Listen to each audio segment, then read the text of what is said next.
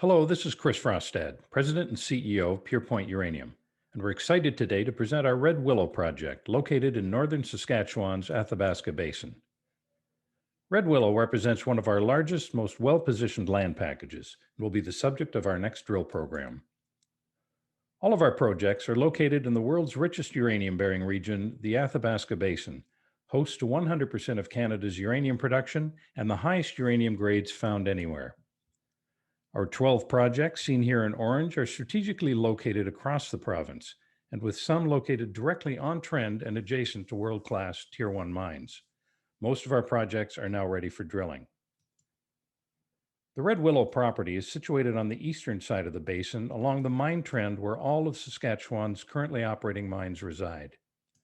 Since first staked by Purepoint 15 years ago, numerous geophysical and geochemical programs have been carried out across the property. First pass drilling has identified areas hosting a uranium mineralization, including the Osprey conductor, that has returned 0.2% U3O8 over 5.8 meters. Nearby uranium deposits include Orano Canada's Jeb mine, approximately 10 kilometers to the southwest, and Cameco's Eagle Point mine, that is approximately 10 kilometers due south. Significant uranium showings surround the project from work performed by numerous explorers. Our initial work has defined 9 distinct target areas, including our priority targets at the Osprey zone and the Geneva zone.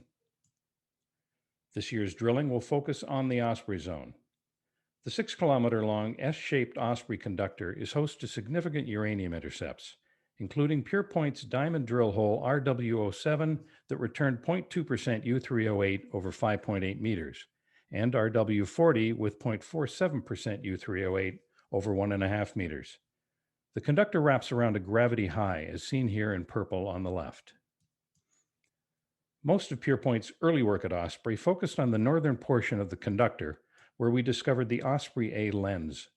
The uranium mineralization has only been drill tested at very shallow depths and remains open at depth for further stacked parallel lenses of mineralization. Based on the resistivity results, favorable peletic rocks continue from the Osprey A lens towards the west and may also host uranium mineralization. This year's drilling will take us 800 meters further southeast along the conductor to where it wraps around a fold hinge.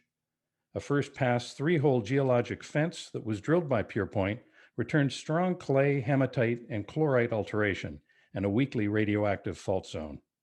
The fault zone returned 138 ppmu over 0.6 meters from hole RW29 and 358 ppmu over 0.4 meters from hole RW41.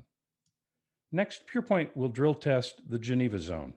Historic drilling here intersected very strong basement alteration and anomalous radioactivity from Eldorado's diamond drill hole RAD27, returning 0.22% U3O8 over 1 meter.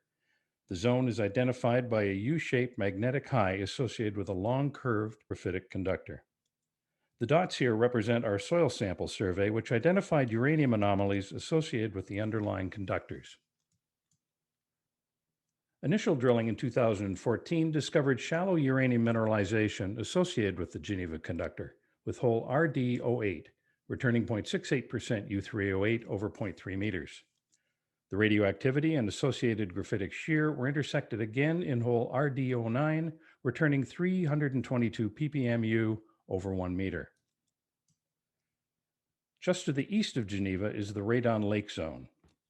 High concentrations of radon, which is a product of decaying uranium, was first detected in Radon Lake in 1971. The offset conductors identified by Purepoint are suggestive of structural complexity within the area, and they appear to be bounded by bands of granitic rocks. Initial drilling has returned occurrences of anomalous uranium. However, the source of the high radon levels is yet to be identified.